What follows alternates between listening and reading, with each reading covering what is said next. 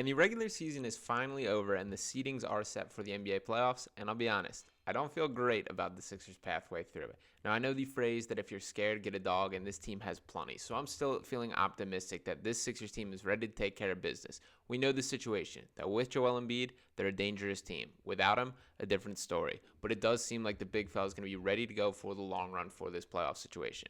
Now, I want to talk a little bit about today specifically, that the situation entering today, the Sixers did not control their own destiny, that they sat in that 7th seed with the direct same record as the Pacers and Magic. Both the Magic and Pacers did pick up victories to keep themselves elevated above the Sixers in the standings. There's a lot of ugly play across the NBA as far as teams ducking losses, not trying to face what I believe was this Sixers team in the first round. Doc Rivers specifically, I'll call out. The Cleveland Cavaliers, I also think wanted no part of potentially climbing to that 2 seed, and you do understand why when you do see how the seedings lay out, but I still think that's some loser energy that you are throwing into the air. But the bottom line, the Sixers did control what they did control, pick up a 107-86 victory over the Brooklyn Nets. Really a game that wasn't in doubt from start to finish in this one. Wasn't a game in which anybody particularly stood out. Maxey was fine, did his thing. Oubre didn't shoot the ball well. Tobias Harris, I will give a little love, played very well. Both Mo Bamba and B-Ball Paul, I thought, had some good minutes, so a solid win overall, but nothing super to take away from them. This was much more of a big picture game.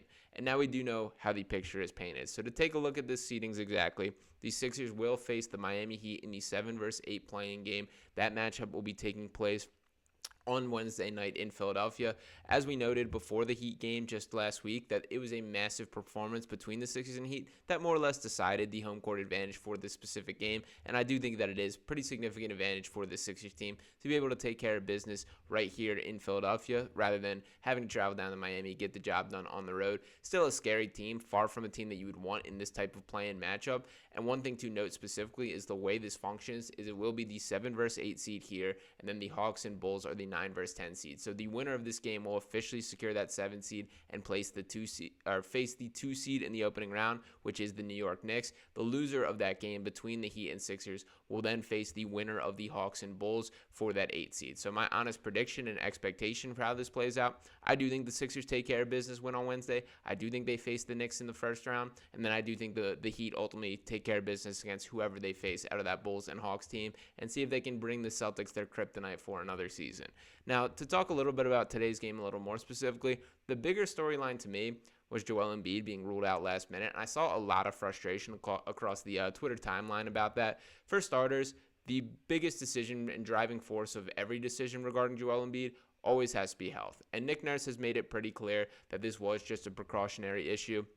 We have John Clark reporting here that I'm told Joel Embiid is sitting out of the regular season finale today, is precautionary, and he is expected to be ready to go for the Sixers next game. We also got some confirmation following the game, Nick Nurse, that he will be ready to go on Wednesday night. That is the most important thing. And I can see both arguments here that he needs to continue to play himself into shape. I do think that's incredibly important. But we also saw him kind of have a little bit of an issue during that Magic game, and we have not had any sort of news or any information regarding if he did re-injure it, if there's any sort of issue that is lingering there. He was a full participant in practice as of yesterday, so we can really only go by the facts that are in front of us, and there's nothing that is being told that should be limiting to him moving forward, but something to keep an eye on. And if there was any sort of concern with that, it's the right decision to shut him down today, that they did not control their own destiny anyway. There's no reason to put additional risk on his knee for what is going to be more important moving forward. So ultimately, they did get the job done. They did not get any help around the league, and now we can fully see this path for this Sixers team.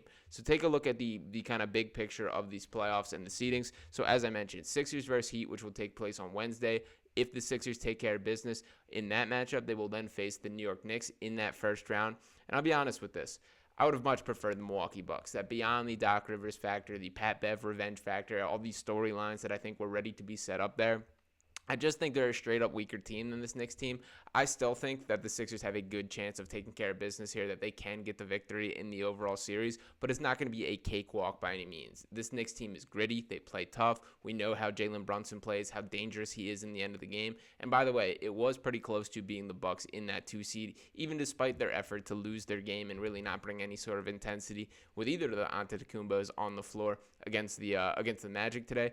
But the Knicks went down to the wire with the Bulls, went to overtime. DeMar DeRozan had a chance at the end with 2.1 seconds on the clock. I thought he got to a pretty good spot on the floor, had a nice little short mid-range kind of floater, but it did rim out, and ultimately the Knicks did cruise to the win. So that secured the destiny that they will be facing the Sixers. And for all these conversations, for all the matchups that we want to dive into, my biggest takeaway and my biggest note is it's all dependent on the Sixers, that when this Philadelphia team plays their best, I don't know if there's a team that beats them, and that includes the Boston Celtics. I will go as far as saying that.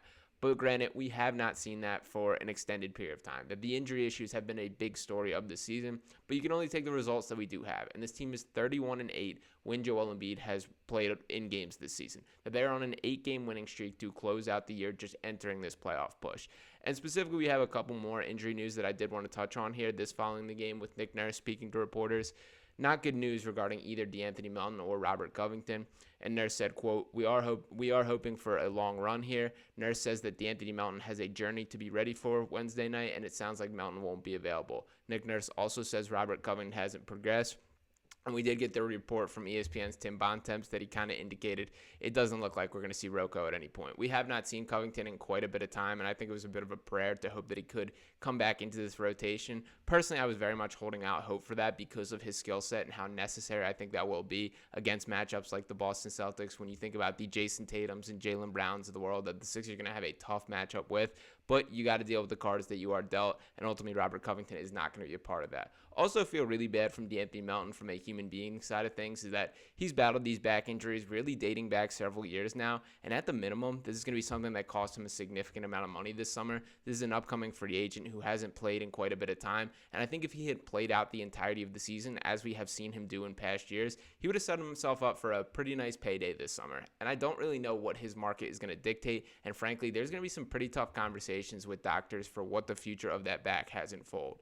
At his best, when he's available and playing, there's no doubt he's an incredibly useful basketball player, a guy that I think would still be the starting shooting guard on this team, even with Kyle Lowry, and a guy that, if they can get him back for any part of this run, I still think would be very beneficial. That even if it is just a 10 to 15 minute per game limit or something along those lines, his skill set is important enough, and the abilities that he does possess are worth having just for that. So ultimately, we will stay tuned if there's any updates there, but I think the Sixers are going to have to plan to go into battle without him.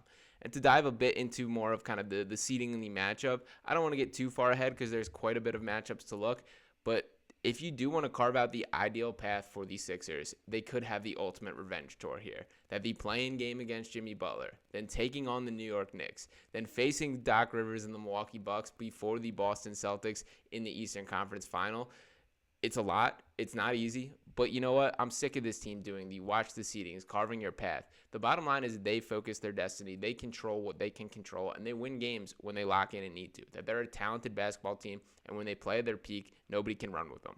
So they have to bring that. Again, the Joel Embiid injury concerns are relevant. This is something that we're going to have to keep an eye on. And frankly, I wasn't overly, excited about the way he was moving in that second half of that Magic game. I hope for a better effort from a movement standpoint. I hope that he is just 100% looking like himself. But this team is dangerous. This is a bunch of teams that are bought in. They are committed. They fit within each other. And I've been really impressed with the level of basketball that we've been getting of late. So that needs to be carried over. And my last point of emphasis here is we have Nick Nurse leading this playoff run. When people ask me what is different about this Sixers team, why could this year be different, Nick Nurse is a good part of my answer there. That this is a proven champion, a guy that is hungry, that we're about to see him get into the true chess matches of an NBA playoff series where we're seeing the switched up matchup, changed defensive rotations, the play call, the after timeouts. All that stuff matters immensely more. And we have a guy that I think every single night is going to be at the coaching advantage. The Spoelstra one, I will give Eric Spoelstra a little bit of love. He's right up there. But even Tom Thibodeau, give me Nick Nurse in that matchup. Doc Rivers, there's miles of gap in that matchup. And then even if you want to get to Boston Celtics, Joe Mazzulla, I don't think that conversation is remotely close. That I think you make a real argument that Nick Nurse is the best coach in the NBA, and this is another chance for him to prove that right now. So we'll see how all things shake out from here. The bottom line is this team has to be laser focused in on Wednesday.